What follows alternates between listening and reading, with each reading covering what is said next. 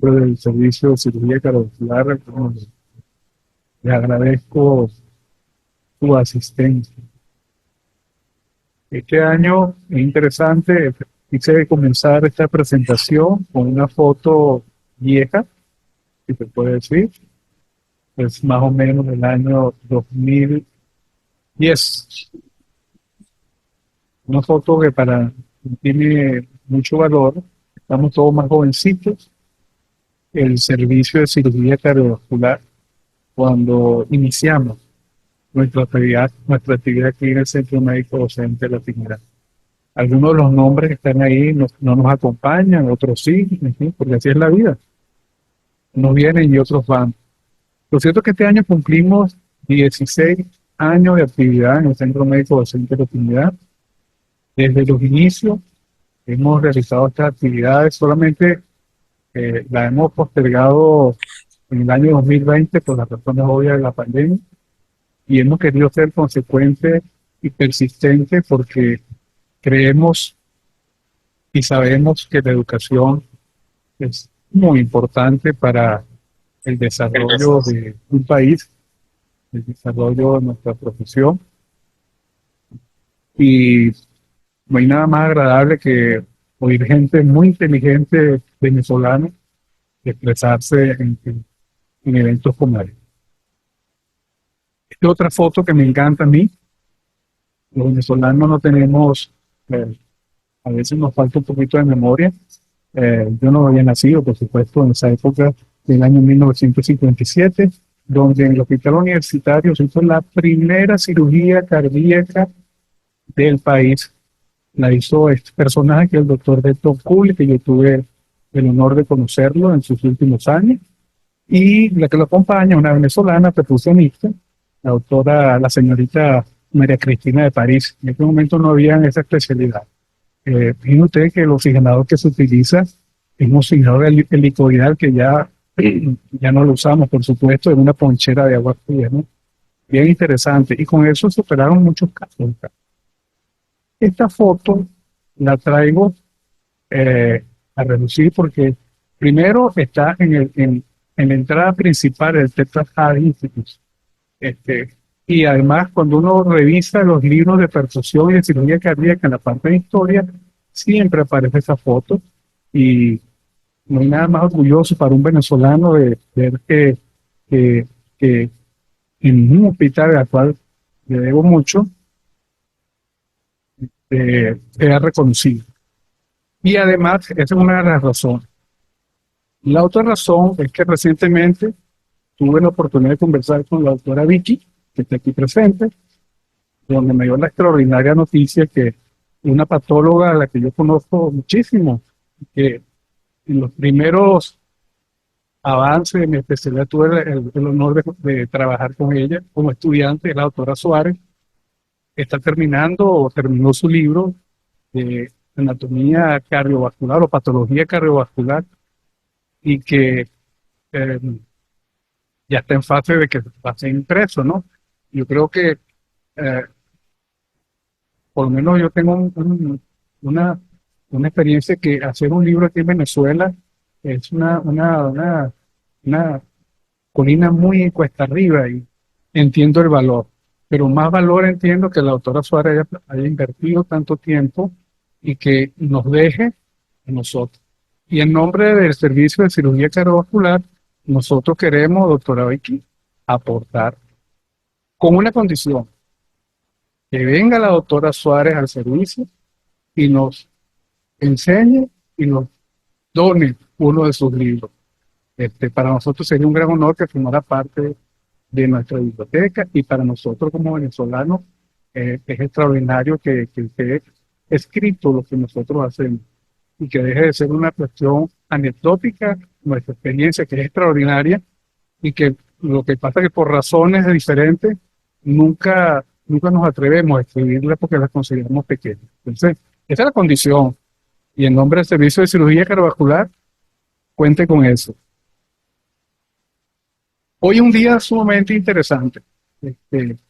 Esa doctora que está sonriente ahí la doctora Alejandra Almeida. Yo la conocí en uno de los cursos de estadística del Centro Médico Docente de la Trinidad, eh, extraordinaria patólogo, y que le pedí que nos hablara de un tema que para nosotros los cirujanos cardiotorácico es un tema que sigue siendo un dolor de cabeza cuando nos enfrentamos con esta patología. A veces no entendemos por qué personas con factores de riesgo no desarrollan neoplasia y otras que sí. Creo que hay algo más allá del entendimiento que en este momento. Por eso le pedí a ella que nos hablara un poquito, que nos actualizara este, por esta vía que, por cierto, eh, va a quedar grabado como todas las presentaciones y van a estar disponibles en el canal YouTube del Centro Médico Docente de la Trinidad. Y con mucho gusto yo le voy a hacer llegar al link a los interesados para que los puedan tener a disposición. Ella nos va a hablar hoy del ADN y el cáncer de pulmón.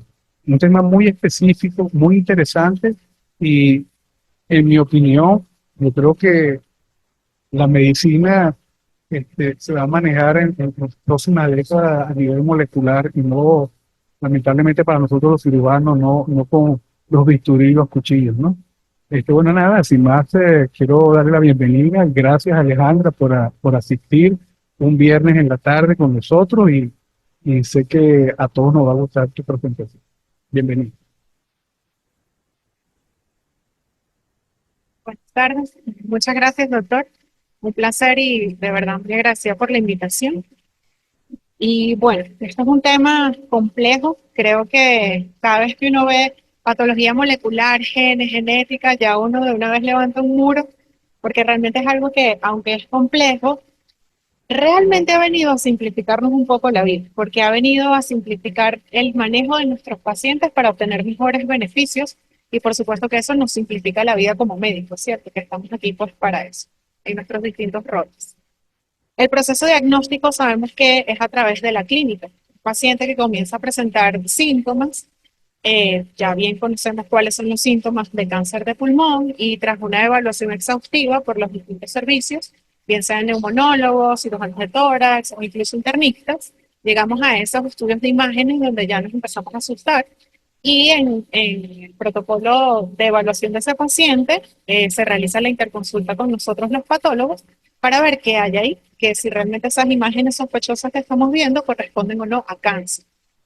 Y es ahí donde aparece el fenotipo de una enfermedad. Recordemos que el fenotipo es la expresión morfológica, cómo se está mostrando. Y como aprendimos desde biología de pregrado del colegio, todo fenotipo es la expresión de un genotipo. Entonces, aun cuando nosotros hacemos ese proceso diagnóstico desde la clínica, pasando a la morfología y luego a los estudios moleculares, realmente tenemos que saber y sabemos que el proceso de fisiopatología de estas enfermedades es al contrario. Es primero una alteración genética que se manifiesta en una morfología y posteriormente se expresa de manera clínica en el paciente. Entonces es muy importante que siempre que hablemos de cáncer, sepamos que es una enfermedad genética, cualquier tipo de cáncer. Y de hecho, epigenética también, porque no son solo las alteraciones propias estructurales del ADN, sino de toda esa comparsa que acompaña la estabilidad del ADN y por supuesto su replicación, su transducción y todos los procesos que sería la epigenética. Y bueno, en realidad no es una enfermedad, porque sabemos que el cáncer es un conjunto de enfermedades. Son muchos tipos de enfermedades, incluso cuando nada más nos referimos a cáncer de pulmón, existen muchos tipos de cáncer de pulmón. Entonces, estas son premisas que ya tenemos que guardarnos en nuestro disco duro para poder abordar esta patología de mejor manera. Muy bien. ¿Y para qué nos sirve identificar ese genotipo? ¿Para qué nos sirve toda esa historia genómica que hoy en día es el futuro, el presente? Decimos que es el futuro, pero realmente ese es el presente, incluso en países como el nuestro que estamos todavía en vía de desarrollo. Y lo importante es que esto nos permite predecir con mayor precisión cuál va a ser la evolución, el pronóstico, y con todos los avances que tenemos hoy en día, tenemos la certeza de dar terapias dirigidas que nos permite ejercer una medicina especializada e individualizada para cada caso. Entonces, es importante. Toda esta información ha sido recolectada en la quinta edición de la clasificación de los tumores torácicos de la OMS, que realmente son libros maravillosos, son libros que prácticamente son como artículos de revisión Y en esta edición, que es la quinta, fíjense la amplia clasificación de los tumores de pulmón. Están los epiteliales, hay lesiones benignas, de origen escamoso, de origen glandular, lesiones precursoras, los adenocarcinomas, las escamosas precursoras y las escamosas invasivas, que es como lo clásico que conocemos, que siempre englobamos en carcinoma de células no pequeñas. Pero también existen otros tipos menos frecuentes, como las células grandes, adenoscamosos, sarcomatoides, otros muy raros, e incluso tumores tipo glándula salival que pueden ser primarios del pulmón, al igual que podemos observar en tiroides. Pero además existen tumores neuroendocrinos, lesiones de tejidos ectópicos, tumores mesenquimales y existe todo un apartado de enfermedades linfoproliferativas primarias del pulmón. Obviamente, por razones de tiempo, hoy nos vamos a enfocar en lo más frecuente, que tiene que ver con carcinomas de células no pequeñas, adenocarcinomas y carcinomas de células escamosas. Y vamos a comenzar definiendo qué es un adenocarcinoma mínimamente invasivo. Fíjense que esto tiene criterios muy específicos, tienen que ser lesiones solitarias, el tamaño tiene que ser menos de 30 milímetros, la invasión, porque es mínimamente invasivo, tiene que ser máximo 5 milímetros.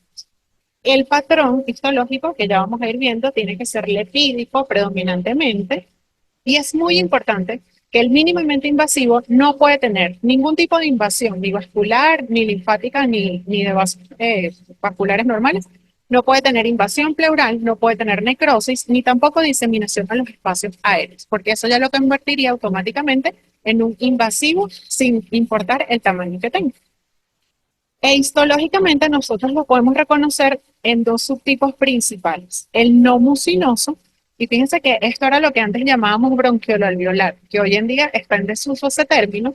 Son lesiones que en los estudios de imágenes pueden simular lesiones de tipo intersticial, tipo neumonitis e incluso infecciones por micoplasma, donde no hay un síndrome de consolidación como tal.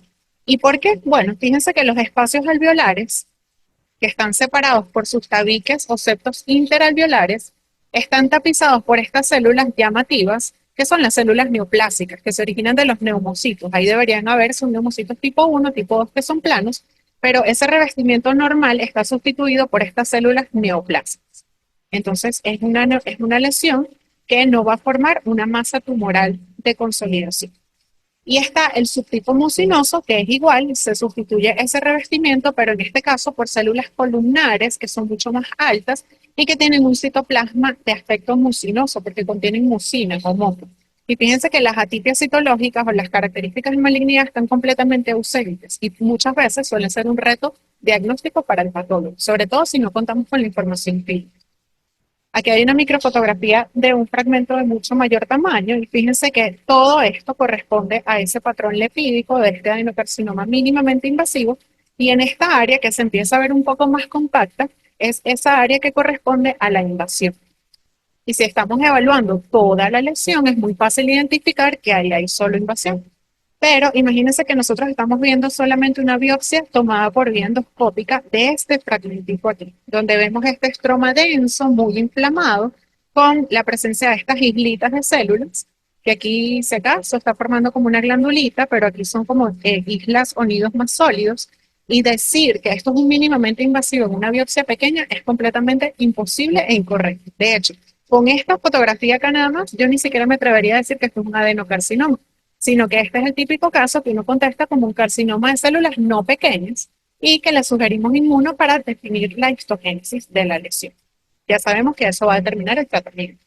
Entonces, es un diagnóstico que no se hace en biopsias pequeñas, que requerimos muestrear la totalidad de la lesión para poder evaluar realmente cuánto mide ese foco de invasión y poder llamarlo mínimamente invasivo. ¿Por qué? Porque estas lesiones, bueno, esta foto la traje para mostrarles que fíjense que estos núcleos sí tienen características de malignidad bastante acentuadas. Tienen un pleomorfismo nuclear muy acentuado, tiene presencia de nucleolos prominentes, incluso aquí hay una célula con una gran vacuola, casi que haciendo una célula en anillo de sello. Y fíjense que el criterio de la atipia citológica no nos va a decir si es invasivo o si es mínimamente invasivo, sino que tenemos que muestrear todo como les comento. Además, desde el punto de vista de inmunistoquímica, va a marcar igual que los primarios de pulmón, que vamos a ir desarrollando eso sobre la marcha, pero es importante que sepamos que los mucinosos no van a marcar como los primarios de pulmón, sino que van a marcar como los mucinosos colorectales. De hecho, todos los mucinosos en cualquier parte del cuerpo marcan como los colorectales, lo cual es un dolor de cabeza cuando uno quiere definir el primario, porque a veces uno se queda corto y sin información clínica no podemos saber si es primario o metastásico. Y es importante porque sabemos que los tumores más frecuentes de pulmón son los metastásicos. En este caso no requerimos hacer estudios moleculares, sino que, ¿por qué? Bueno, porque ya sabemos que con la resección completa, y rescato lo que comentaba el doctor Moreno, siempre vamos a seguir requiriendo a los cirujanos porque en estos estadios iniciales de lesiones que son pequeñas, que son mínimamente invasivos, con una resección completa los pacientes se curan, sin necesidad de dar un tratamiento adicional. Ahora pasando a los invasivos. ¿Cómo sé si es invasivo? Pues todo lo contrario a lo que excluye o lo que incluía, mejor dicho, el mínimamente invasivo. Si es solamente un patrón lipídico, tiene que medir más de 30 milímetros. Eso ya lo hace invasivo, así yo no veo focos de invasión, solamente por el tamaño. Si veo patrones histológicos diferentes al lipídico, también se van a llamar ya invasivos, y ya se los voy a decir. Si el foco de invasión mide más de 5 milímetros, si hay invasión vascular, pleural, si hay necrosis tumoral o si hay diseminación a espacios aéreos. ¿Y qué significa eso? Bueno, que de esas luces alveolares se sueltan las células neoplásicas y empiezan a viajar, como decir, retrógradamente hacia los bronquiolos y se sale del espacio de la perimetría del tumor. Entonces queda tumor afuera, que aunque yo saque este fragmento tumoral, pues esos focos de tumor afuera son susceptibles a crear recidivas, ¿de acuerdo? Por eso son de peor pronóstico. Muy bien, los invasivos también se clasifican en no mucinosos y mucinosos, al igual que los mínimamente invasivos. Y es que tiene sentido, porque es que una lesión predispone a la siguiente, o sea, es un continuo que va ahí en su invasión. Dentro de los no mucinosos tenemos el patrón lipídico, que ya se los había presentado, solo que en este caso la invasión va a ser más de 5 milímetros. Suele ser un patrón que se considera como bien diferenciado, ¿de acuerdo? Porque se parece mucho a su tejido de origen y por tanto es de buen pronóstico. Luego tenemos el patrón acinar, que está caracterizado por la presencia de células tumorales que se disponen formando luces o acinos, como podemos ver en esta foto, está muy representativa. Va a tener un pronóstico intermedio porque representaría como un moderadamente diferenciado, pero hay que tener cuidado que a veces todos esos acinos se apiñan, como que colapsan y forman estas estructuras que tienen muchas luces que se denomina patrón cribiforme. Y siempre en todo el cuerpo, lo que tiene patrón cribiforme es de peor pronóstico. Entonces, así sea acinar, es de peor pronóstico. Luego tenemos el patrón papilar, que está constituido por ejes o frondas de tejido conectivo vascularizado, rodeado del epitelio neoplásico. En este caso, obviamente, tenemos que tener consideración con otras neoplasias papilares que pueden hacer metástasis en pulmón, como la tiroides, por ejemplo. Y este va a tener un pronóstico intermedio. Y en este patrón sí vamos a prestar atención a los cambios citológicos, porque si las atipias que tenga este tumor son muy marcadas, entonces ese tumor se va a comportar peor a que si tenga atipias leves. Posteriormente tenemos el patrón micropapilar, que se parecen a las papilas, pero son más chiquitas. Y además de que son más chiquitas, no tienen ese eje fibroconectivo, sino que son como grupitos de células que se van soltando. Y adivinen qué, este es el que más hace diseminación aérea, porque como están sueltas en la luz, son capaces de migrar a través de la vía respiratoria e implantarse en áreas distantes, como vemos acá.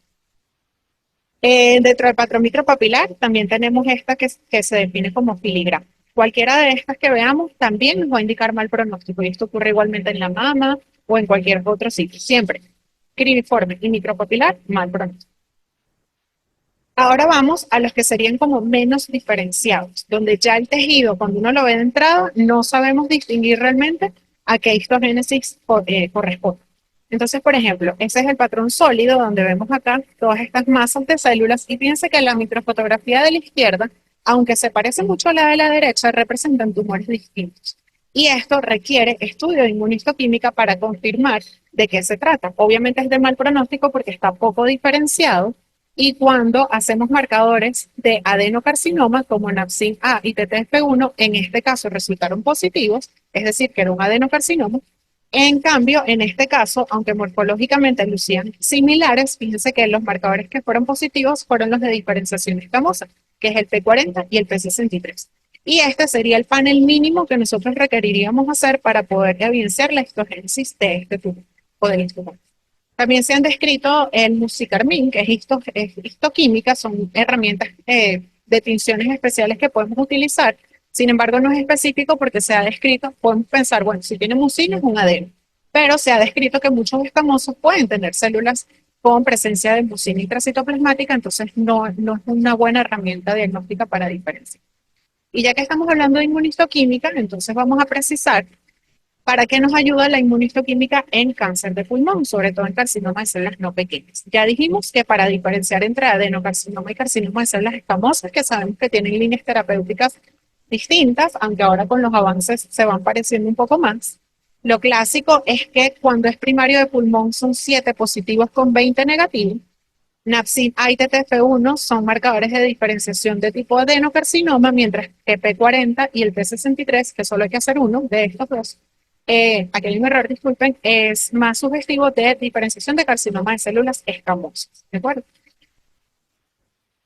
Muy bien, pero el mucinoso se comporta distinto, como ya les dije, como si fuese originado en el tubo gastrointestinal. Eso quiere decir que los marcadores específicos de pulmón pueden ser negativos, puede coexistir 7 y 20 positivos, que no sería habitual para los mucinosos, y puede tener marcadores de diferenciación mucinosa como el CDX2. Otras cosas que nos ayuda a identificar la inmunistoquímica es para diferenciar cuando es primario y secundario, sin embargo esto tiene muchas limitaciones, o para identificar cuando se trata de neoplasias de células neuroendocrinas, que sabemos que existe una contrapartida de células grandes de origen neuroendocrino y que se trata completamente distinto.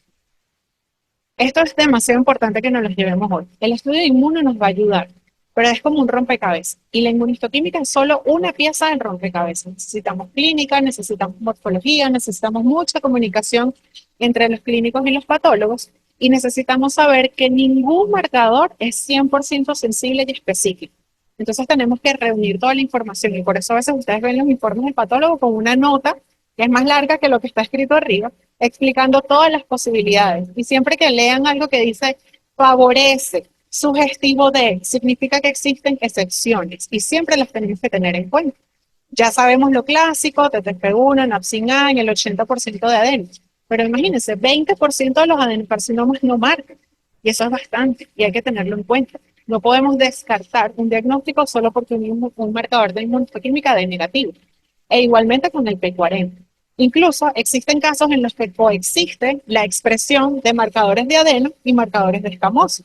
Y en ese caso los flujogramas lo que nos hablan es de favorecer a la vía de adenocarcinoma. Son los que suelen coexpresar estos dos tipos de marcadores. Y además, para enredar más la cosa, existen clones distintos. Nosotros cuando hacemos inmunistoquímica utilizamos anticuerpos primarios, ¿verdad? Que son específicos contra ese antígeno que estoy buscando, por ejemplo, TTF1. Y las casas comerciales, no disclosure aquí, pero bueno, las casas comerciales nos venden distintos clones de esos anticuerpos.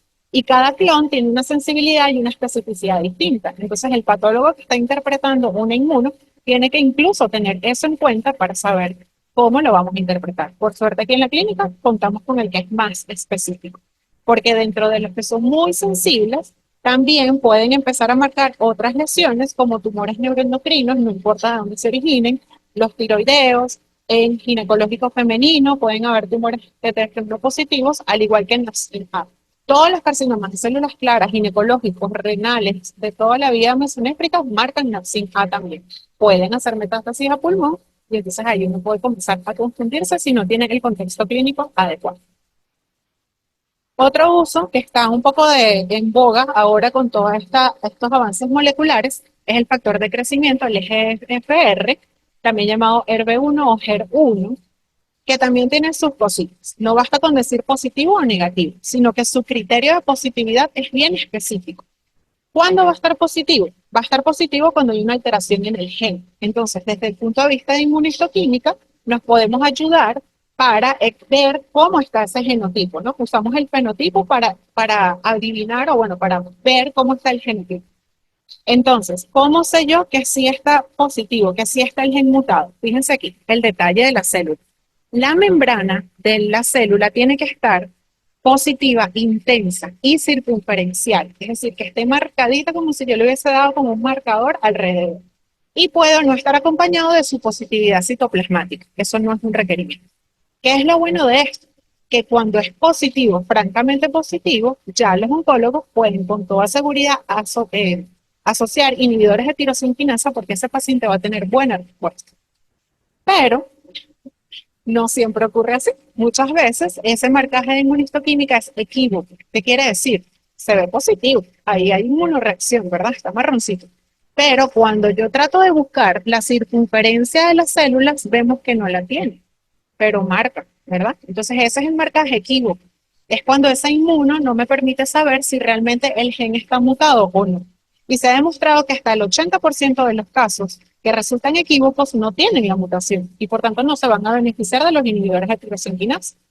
Y luego en la otra parte más fácil, que es negativo, bueno, es negativo, no está mutado y listo. ¿Okay? Entonces esta es una interpretación muy parecida a la que hacemos en mama o en gineco con el HER2. ¿Okay? Es muy parecido. Por supuesto, estos son pacientes candidatos a entonces ir a estudio molecular, sea por un FISH o incluso secuenciación genómica. Piensa que la alta especificidad nos ayuda, pero la sensibilidad no es tanta y por eso pueden haber muchos falsos negativos. Entonces tampoco nos podemos confiar de que los pacientes con inmunonegativa no se vayan a beneficiar del tratamiento. Por eso no es un estudio que recomendemos de rutina para poder elegir tratamiento, sobre todo si estamos tratando a un paciente que tenga las posibilidades de hacer su biología molecular. Eso es lo que me acabo de preguntar. Y el PDL1 peor. El PDL1 es buenísimo, pero en condiciones óptimas. Y las condiciones óptimas de la evaluación del PDL1 son altamente exigentes. No se debe realizar. De hecho, nosotros en el servicio no recomendamos realizar PDL1 a las biopsias por vía de inmunistoquímica. Por supuesto que por secuenciación sí, es maravilloso, para dejarlo claro. ¿Por qué no? Porque los clones que se utilizan en Venezuela, que son los únicos que están aprobados para llegar acá, ni siquiera por los caminos verdes podemos elegir el clon que es el SP142, acá no está disponible, ¿de acuerdo? Está disponible solamente cuando el laboratorio de anatomía patológica tiene un sistema para hacer inmuno automatizado. O sea, la máquina que uno lo mete ahí y lo hace solo. Esa es la única manera en que la FDA ha estandarizado la interpretación correcta del PDL1 y que tenga un valor realmente predictivo en estudio de inmunohistoquímica. ¿De acuerdo? Entonces, además de eso, para mayor dificultad, la interpretación es demasiado compleja. De hecho, no es lo mismo interpretar un PDL1 en un tumor de estómago que en un tumor de pulmón, todo tiene reglas distintas y requiere capacitación. De hecho, hay estudios que dicen que si el patólogo no está entrenado en saber interpretar el PDL1, la tasa de error es muy alta. ¿Okay? Entonces, acá en Venezuela, mejor saltarnos el paso inmuno y guardar el material para poder hacer secuenciación. ¿De y ahora pasando al carcinoma de células escamosas, que es un carcinoma un poco más común, también histológicamente más sencillo. Sabemos que son lesiones que suelen ser centrales, asociadas a tabaquismo, sin embargo, existen carcinomas de células escamosas periféricos que pueden estar asociados a vías de estrés oxidativo por enfermedades inflamatorias intersticiales, por ejemplo.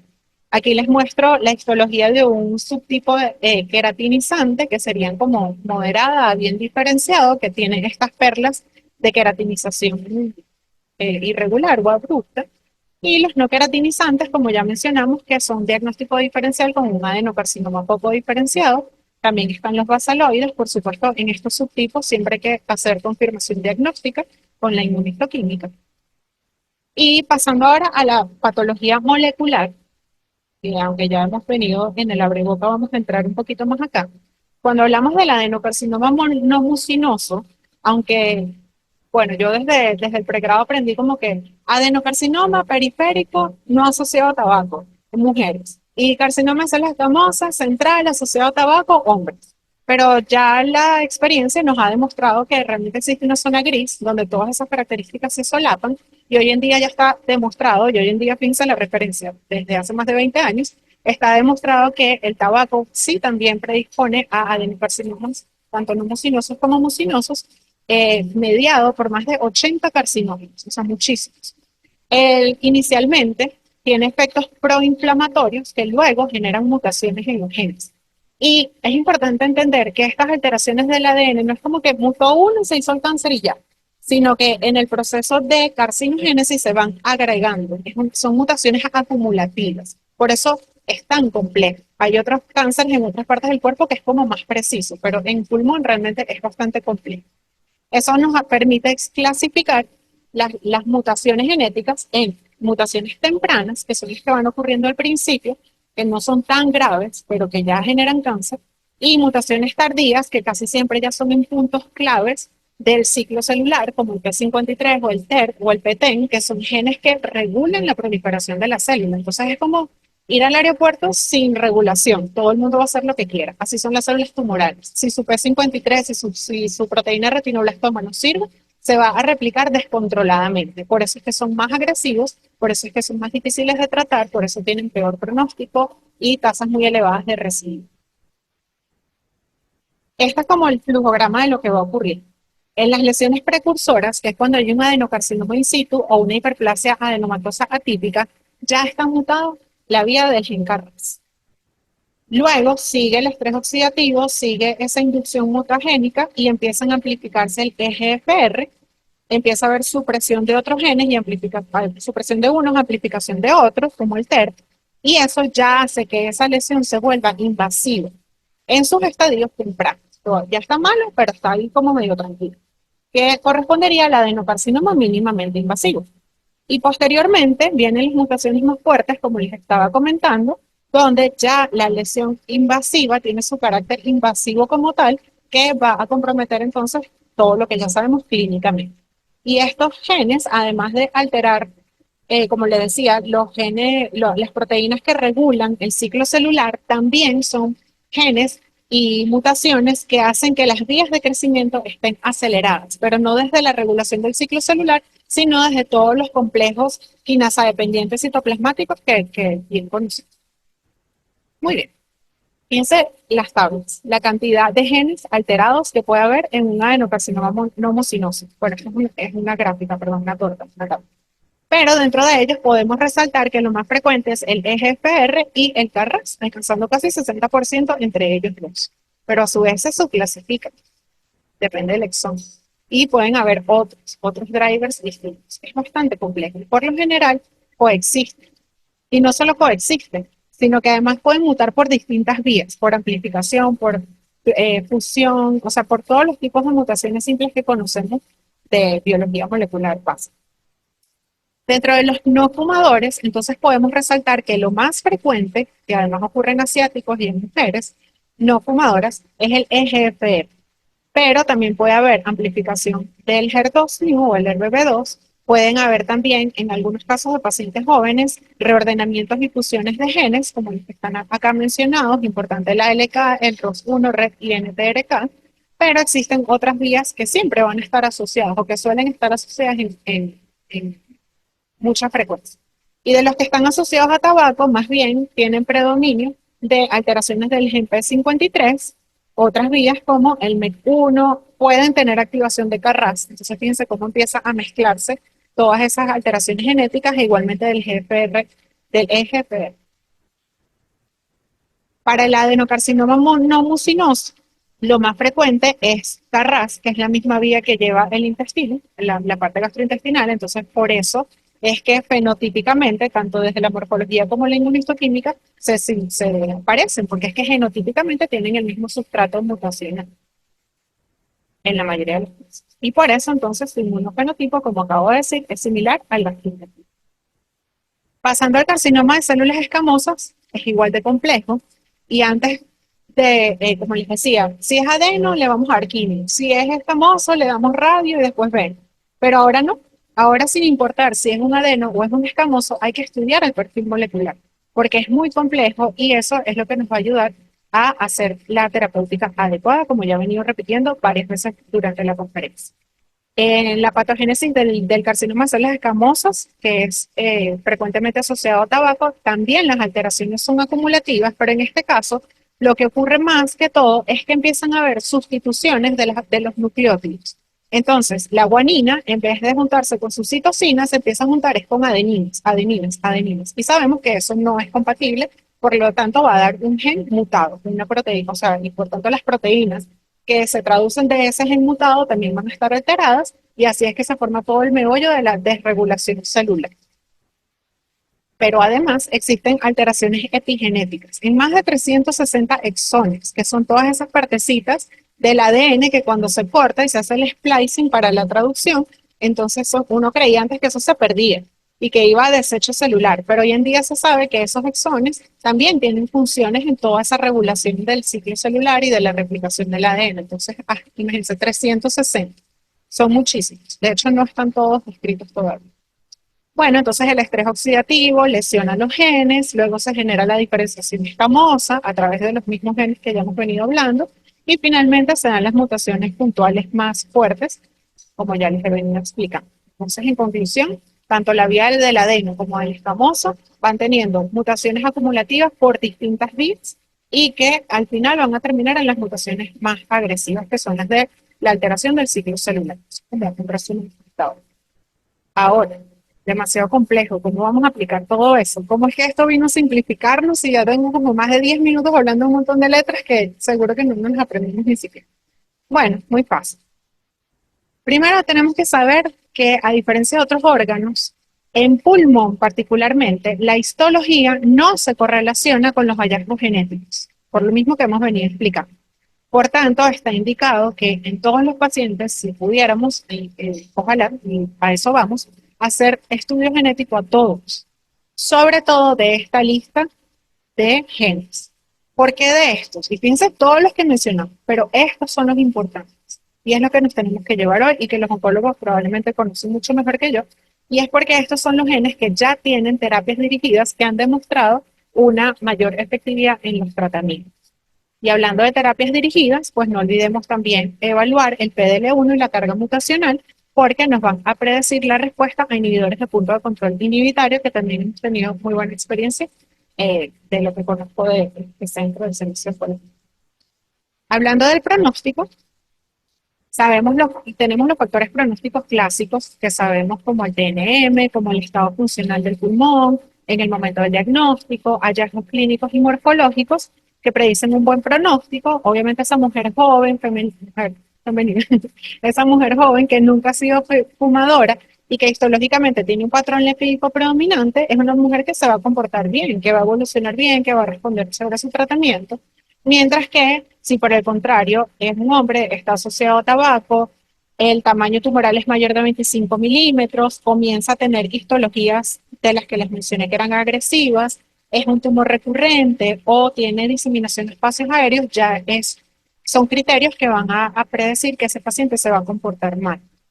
Y todo esto tenemos que seguir teniéndolo en la mano. No nos podemos guiar solamente porque, ay, es que no sé si tiene la amplificación de tal o cual gen, entonces no sé cómo le va a ir. No, sigamos en lo básico, porque yo siempre pongo el ejemplo de la historia clínica y los paraclínicos. Nosotros siempre hacemos con nuestra historia clínica hasta un 90% del diagnóstico y sigue siendo así. Entonces, aunque la medicina avanza y tenemos muchas herramientas de biología molecular que nos pueden ayudar, para nosotros igual nuestras herramientas básicas siguen siendo nuestro caballito de batalla y son las que dirigen el resto de los estudios complementarios y sobre todo estos estudios tan específicos y costosos como son secuenciación. Dentro de esto, el Comité de Patología de la Asociación Internacional para Estudio de Cáncer de Pulmón propuso ya desde el año 2020 seguir sosteniendo el grado histológico como un factor predominante predictivo de evolución de ese paciente, donde se toma en cuenta es el patrón histológico. La simple lámina con HE que uno ve allá en el microscopio en el laboratorio, ni siquiera la inmune. Y esto es especialmente útil para adenocarcinomas resecados en estadios tempranos y ha resultado ser superior a otros sistemas de grado, incluso aquellos que consideran que si las atipes nucleares, la necrosis y otros factores histológicos, es simplemente quedarnos con el patrón. Por eso en los informes de los anatomopatólogos, nosotros estamos obligados a decir cuáles son los patrones y en qué porcentaje, porque según eso es que los vamos a poder diferenciar si son grado 1, grado 2 o grado 3, según si tienen patrones de alto riesgo o no, en menos del 20% o en más del 20%.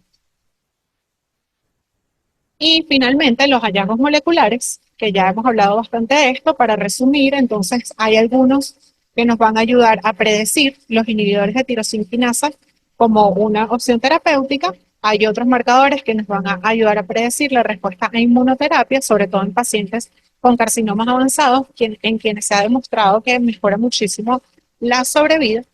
Y para terminar, pues quería traerles esta frase, y por supuesto la celebración de nuestro vino tinto, que a la cima no se llega superando a los demás, sino a nosotros mismos. Y creo que nosotros como médicos, con toda esta información, tenemos que superarnos a nosotros mismos y nuestros conocimientos para tener mejores herramientas cada día para tener un mejor tratamiento con nuestros pacientes. Y bueno, muchísimas gracias. Aquí les dejo mis contactos por si tienen alguna duda y les puedo compartir la presentación.